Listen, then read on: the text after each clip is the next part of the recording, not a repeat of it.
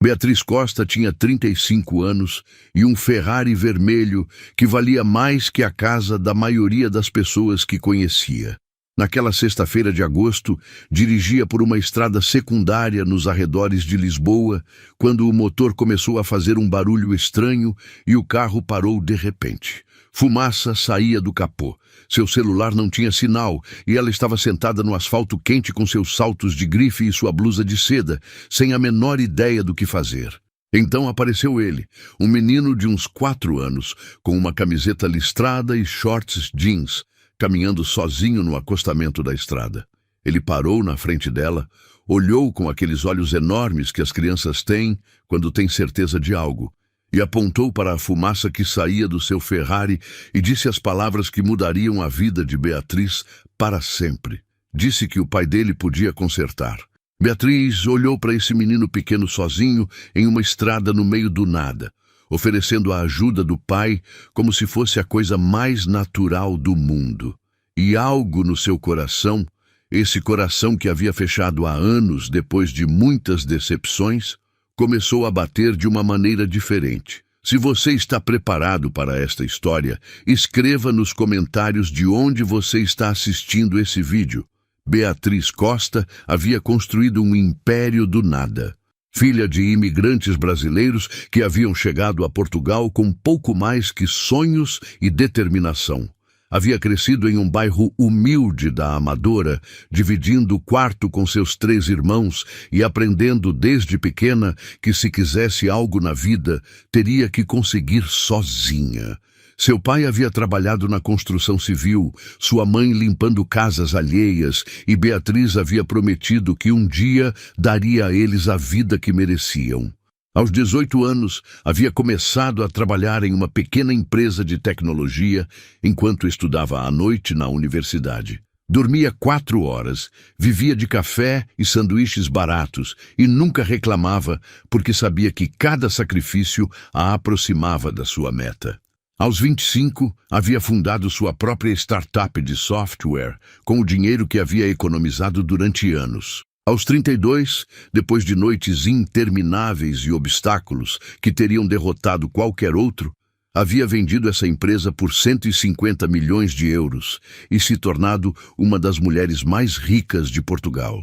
Seus pais já não estavam lá para ver. Seu pai havia morrido de infarto quando ela tinha 27 anos, e sua mãe o havia seguido 2 anos depois, incapaz de viver sem ele. Beatriz havia pagado os melhores médicos, os melhores hospitais, mas o dinheiro não podia comprar mais tempo com as pessoas que amava. Agora vivia em um apartamento de cobertura no Chiado, com vista para o Tejo. Dirigia carros que custavam mais que apartamentos. Viajava em primeira classe para destinos exóticos e jantava em restaurantes onde uma garrafa de vinho custava mais que o salário mensal de seus antigos vizinhos da Amadora. Tinha tudo o que havia sonhado ter e nada do que realmente precisava. Mas Beatriz também estava sozinha. Havia tido relacionamentos, é claro, homens que se aproximavam dela, atraídos pela sua beleza, seu sucesso, seu dinheiro. Homens que queriam algo dela, sempre queriam algo.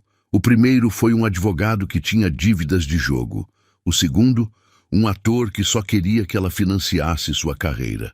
O último havia sido Carlos, um empresário que estava mais interessado nos seus contatos e na sua conta bancária que nela como pessoa. Quando descobriu isso 3 anos atrás, havia decidido que o amor não era para ela, que era mais fácil estar sozinha que se arriscar a ser usada outra vez. Naquela sexta-feira de agosto, Beatriz estava dirigindo em direção a Sintra para uma reunião de negócios com investidores internacionais. Havia escolhido a estrada secundária em vez da autoestrada porque gostava de dirigir seu Ferrari por caminhos com curvas, sentir a potência do motor, a liberdade da velocidade. A paisagem portuguesa se estendia dos 2 lados. Campos dourados pelo sol de verão, oliveiras centenárias, pequenas aldeias que pareciam paradas no tempo. Era um dos poucos prazeres que se permitia, um dos poucos momentos em que se sentia verdadeiramente viva. Mas então, o motor havia começado a falhar. Primeiro um barulho estranho, como um gemido metálico que nunca havia escutado antes. Depois uma sacudida e outra mais forte, e de repente o carro havia parado completamente, o motor tossindo como se estivesse sufocando. Beatriz havia conseguido levá-lo até o acostamento antes que parasse de responder completamente, e agora estava sentada no chão, ao lado do seu Ferrari quebrado, vendo a fumaça sair do capô e se perguntando como era possível que um carro de 300 mil euros a deixasse na mão no meio do nada. Sua bolsa de grife estava ao seu lado. Seu celular de última geração, inútil, sem sinal, havia tentado caminhar alguns metros em cada direção, levantando o aparelho para o céu, como se isso fosse ajudar, mas nada. Estava completamente isolada em uma estrada por onde mal passavam carros, com o sol de agosto caindo sobre ela sem piedade e o asfalto tão quente que podia sentir através da roupa. Foi então que viu o menino. O pequeno caminhava pelo acostamento da estrada com a tranquilidade de alguém que conhece o caminho, seus tênis levantando pequenas nuvens de poeira a cada passo. Usava uma camiseta listrada azul e branca, shorts jeans e na mão segurava um pequeno carrinho de brinquedo que, ironicamente, era vermelho como o Ferrari de Beatriz. Beatriz se levantou imediatamente alarmada. Uma criança daquela idade não deveria estar caminhando sozinha por uma estrada. Olhou ao redor procurando um adulto, um pai, uma mãe, alguém que estivesse acompanhando, mas não havia ninguém. Só o menino, o caminho e o calor do verão português. O pequeno parou na frente dela e olhou o Ferrari com evidente interesse. Depois, olhou a fumaça que saía do capô e finalmente olhou para Beatriz, com aqueles olhos castanhos que pareciam sábios demais para sua idade, e então disse que o pai dele podia consertar. Beatriz não soube o que responder. Estava dividida entre a preocupação por essa criança, que estava claramente sozinha, e a confusão diante da oferta de ajuda. Perguntou como ele se chamava, e ele respondeu que se chamava Miguel, com o orgulho que as crianças pequenas têm ao se apresentar. Perguntou onde estava o pai dele, e Miguel apontou para um caminho de terra que saía da estrada principal, mal visível entre os carvalhos e os pinheiros. Disse que o pai dele tinha uma oficina ali que consertava carros, muitos carros, carros de todas as cores e tamanhos, que era o melhor consertando carros do mundo inteiro, melhor que ninguém, e que com certeza podia consertar o carro vermelho dela também. Beatriz olhou para onde o menino apontava. Não podia ver nenhuma oficina, nenhuma casa, nada, exceto árvores e o caminho de terra que se perdia entre elas como uma serpente empoeirada. Mas também não tinha muitas opções. Seu celular não funcionava, seu carro estava morto, e não podia ficar sentada no acostamento esperando que passasse alguém que pudesse ajudá-la enquanto o sol caía sobre ela sem piedade. Além disso, essa criança estava sozinha, e ela não podia deixá-la assim. Não importava quem ela fosse ou de onde viesse, nenhuma criança deveria estar sozinha em uma estrada. Disse a Miguel que a levasse até o pai dele. O menino sorriu, um sorriso enorme que iluminou seu rosto e mostrou um dente que faltava, e estendeu sua pequena mão para segurar a dela. Beatriz sentiu algo estranho quando aqueles dedinhos se fecharam ao redor dos seus. Algo que não havia sentido há muito tempo, confiança, pura e simples confiança de uma criança que não sabia nada sobre ela, exceto que precisava de ajuda. Caminharam juntos pelo caminho de terra. Beatriz tentando não arruinar seus saltos de 500 euros no terreno irregular. Miguel tagarelando sobre o pai e o quanto ele era bom consertando coisas, sobre seu carrinho de brinquedo, que era vermelho igual ao dela, sobre o cachorro do vizinho que se chamava Mel. A oficina apareceu depois de uns 10 minutos de caminhada. Era um prédio modesto, uma antiga quinta reconvertida em garagem, com vários carros velhos estacionados do lado de fora e o som de ferramentas vindo do interior.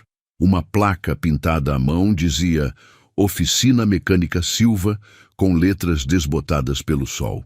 Miguel soltou a mão de Beatriz e correu para a oficina gritando que havia encontrado uma senhora com um carro vermelho quebrado. Um homem saiu do interior limpando as mãos com um pano sujo, e Beatriz sentiu que o mundo parava por um momento. Era bonito daquela maneira que não tem nada a ver com roupas caras ou produtos de beleza. Tinha uns 30 e poucos anos, cabelo escuro bagunçado, barba por fazer e olhos de um verde intenso que a olharam com uma mistura de curiosidade e preocupação. Usava um macacão de trabalho manchado de graxa e botas gastas, e suas mãos mostravam os sinais de anos de trabalho físico. Não era o tipo de homem com quem Beatriz costumava se relacionar. Não usava relógio de grife, não dirigia carros de luxo. Provavelmente não sabia a diferença entre um Chateau Margaux e um vinho de supermercado. Mas havia algo nele, algo na maneira como olhou primeiro para o filho para ter certeza de que estava bem, e depois para ela com uma expressão de genuína disposição para ajudar. Apresentou-se como Rafael Silva. Escutou enquanto Beatriz explicava a situação. Seu Ferrari quebrado na estrada, seu celular sem sinal, sua necessidade de chegar a Sintra para uma reunião. Não pareceu impressionado pelo Ferrari, nem intimidado pela sua evidente riqueza. Simplesmente assentiu e disse que iria dar uma olhada. Miguel insistiu em ir com eles e Rafael o colocou nos ombros para o caminho de volta à estrada. Beatriz caminhou ao seu lado, escutando como o pai e o filho conversavam entre si, as brincadeiras que compartilhavam, a maneira natural como se relacionavam. Quando chegaram ao Ferrari, Rafael desceu Miguel e disse que ficasse com a senhora enquanto ele olhava o carro. O menino obedeceu sem protestar, sentando-se no chão ao lado de Beatriz e mostrando seu carrinho de brinquedo vermelho enquanto o pai se inclinava sobre o motor fumegante. Beatriz observou Rafael trabalhar. Seus movimentos eram seguros, precisos, os de alguém que conhecia intimamente o funcionamento dos motores. Depois de alguns minutos se levantou e deu o diagnóstico. Era um problema com o sistema de refrigeração, nada grave, mas precisava de peças que ele não tinha na oficina. Podia rebocar o carro até lá e ligar para um especialista em Ferraris, mas isso levaria pelo menos um dia, provavelmente 2. A reunião em Sintra estava descartada. Beatriz sentiu uma pontada de frustração, mas também algo mais. Uma estranha sensação de que talvez estar presa aqui neste lugar perdido, com esse mecânico e seu filho, não era o desastre que deveria ser. Rafael ofereceu usar o telefone da oficina para fazer as ligações que ela precisasse. Disse que ela podia ficar na casa dele enquanto esperava, que tinha um quarto de hóspedes que ninguém usava. Seu tom era prático, sem segundas intenções, simplesmente um homem oferecendo ajuda a alguém que precisava. Naquela noite, depois que Beatriz havia cancelado sua reunião e reorganizado sua agenda para os próximos dias, sentou-se na cozinha de Rafael enquanto ele preparava o jantar. Miguel já estava na cama, exausto depois de um dia de emoções, e a casa estava em silêncio, exceto pelo som da frigideira e a conversa que fluía entre eles com uma naturalidade surpreendente. A casa era pequena, mas aconchegante, claramente decorada com mais atenção ao conforto que ao estilo. Havia fotos de Miguel por toda parte, desde bebê até agora, e desenhos infantis grudados na geladeira com ímãs coloridos. Mas Beatriz notou algo mais. Havia espaços vazios nas paredes, manchas mais claras, onde claramente haviam estado penduradas outras fotos que já não estavam. Fotos de alguém que havia sido apagado do presente, mas não do passado. Rafael contou sua história enquanto cozinhava, suas mãos trabalhando com a mesma precisão que usava na oficina. Havia sido engenheiro mecânico trabalhando para uma empresa de automóveis em Lisboa, projetando sistemas de motor para carros de luxo. Você está gostando dessa história? Deixe um like e se inscreva no canal. Agora continuamos com o vídeo. Havia sido casado com Sofia, seu amor da universidade, uma professora de literatura que escrevia poesia nas horas vagas. Juntos haviam tido Miguel. A vida era boa, ou pelo menos ele pensava. Tinham um apartamento em Belém, planos para comprar uma casa com jardim, sonhos de mais filhos e férias e uma velhice juntos. Então, Sofia ficou doente. Câncer de pâncreas, diagnosticado tarde demais, quando já não havia nada a fazer, exceto esperar. Os médicos disseram que ela tinha meses e teve semanas. Morreu quando Miguel tinha 2 anos. Pequeno demais para se lembrar dela, mas grande o suficiente para sentir sua ausência, para perguntar pela mamãe durante meses depois que ela se foi. Rafael não conseguiu voltar à vida que tinha antes. A empresa, o apartamento em Lisboa, onde haviam sido felizes, os colegas que não sabiam o que dizer, os lugares onde haviam caminhado juntos, tudo lembrava ela. Então vendeu tudo, pegou suas economias e comprou essa oficina no meio do nada. Um lugar onde podia criar seu filho em paz, onde podia trabalhar com as mãos em vez de com a cabeça, onde a dor era mais administrável porque não havia memórias de Sofia em cada canto. Estavam há 2 anos ali. Miguel era feliz. Havia feito amigos na aldeia próxima de Azeitão. Ia para uma escola pequena, onde todos se conheciam e os professores tratavam cada criança como se fosse sua. Rafael havia encontrado uma espécie de paz, não a felicidade exatamente, mas sim uma calma que lhe permitia seguir em frente, criar seu filho, encontrar satisfação no trabalho bem feito. Beatriz escutou em silêncio, sentindo como cada palavra de Rafael ressoava em lugares do seu coração que havia mantido fechados durante anos. Ela também havia perdido coisas. Não uma pessoa amada, mas sim a fé nas pessoas, a capacidade de confiar, a esperança de encontrar alguém que a quisesse por quem ela era e não pelo que tinha. Havia perdido seus pais, havia perdido relacionamentos, havia perdido partes de si mesma no processo de se tornar a mulher de sucesso que todos admiravam.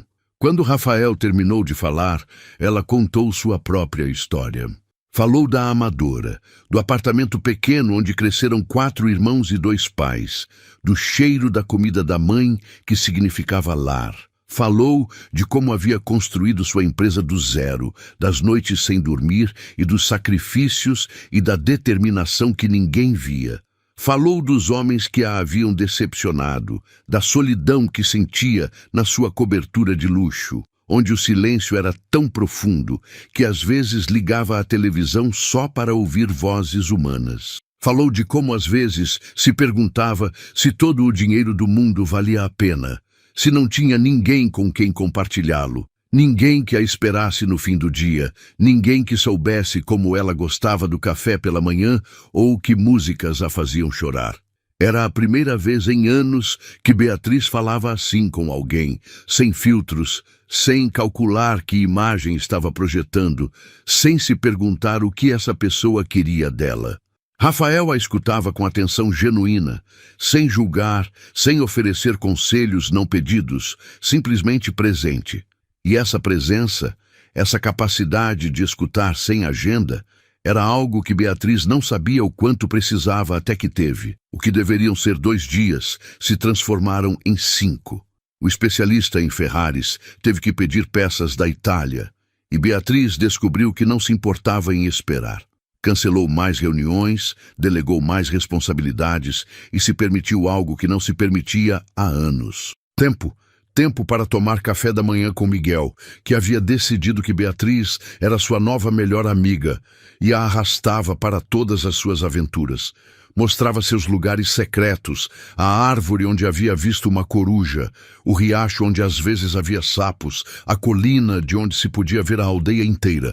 Tempo para caminhar pelos campos que cercavam a oficina, descobrindo paisagens que não sabia que existiam tão perto de Lisboa. Tempo para sentar na varanda à noite, conversando com Rafael, até que as estrelas aparecessem no céu português, mais brilhantes do que jamais as havia visto da sua cobertura com poluição luminosa.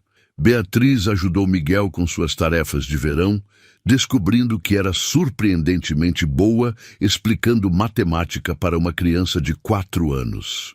Usava seus carrinhos de brinquedo para ensinar a somar e subtrair, e o menino aprendia rápido, orgulhoso de mostrar ao pai o que havia aprendido. Aprendeu a fazer omelete portuguesa seguindo as instruções de Rafael. E embora sua primeira tentativa tenha sido um desastre que terminou no lixo, a segunda foi comestível e a terceira foi genuinamente boa, tão boa que Miguel pediu o repeteco. Tirou os saltos e caminhou descalça pela grama, sentindo a terra sob seus pés pela primeira vez em anos. Sujou a roupa brincando com Miguel no jardim. Riu com uma liberdade que havia esquecido que possuía. Rafael ensinou coisas sobre motores que ela nunca havia querido saber, mas que se tornaram fascinantes quando ele as explicava. Mostrou como trocar o óleo de um carro, como identificar problemas pelo som do motor, como as máquinas tinham sua própria linguagem se você soubesse escutar. Beatriz descobriu que gostava de sujar as mãos, que havia algo profundamente satisfatório em consertar coisas em vez de simplesmente comprar outras novas. Era como voltar às suas raízes. A Beatriz, que havia crescido na Amadora antes que o dinheiro a separasse do mundo real. Miguel os observava com aquela intuição que as crianças têm para as coisas importantes. Sorria quando os via juntos. Fazia perguntas que pareciam inocentes, mas que revelavam uma compreensão profunda do que estava acontecendo. Uma noite, enquanto Beatriz o arrumava na cama porque Rafael estava terminando um trabalho urgente, o menino perguntou se ela ia ser a nova mamãe dele. Beatriz ficou sem palavras. Olhou aqueles olhos castanhos que a olhavam com esperança, tão parecidos com os do pai, e sentiu que algo se quebrava dentro dela, não de dor, mas de abertura. Como uma porta que havia estado fechada durante tanto tempo que havia esquecido que existia, abrindo-se de repente para deixar entrar a luz. Disse a Miguel que não sabia o que ia acontecer, mas que o amava muito e que sempre seria sua amiga, acontecesse o que acontecesse. O menino pareceu satisfeito com essa resposta. Fechou os olhos e dormiu com um sorriso nos lábios e seu carrinho de brinquedo vermelho apertado contra o peito.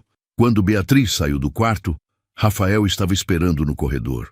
Havia escutado a conversa e em seus olhos havia algo que ela reconheceu porque sentia também medo e esperança, e a possibilidade de algo que nenhum dos dois havia esperado encontrar.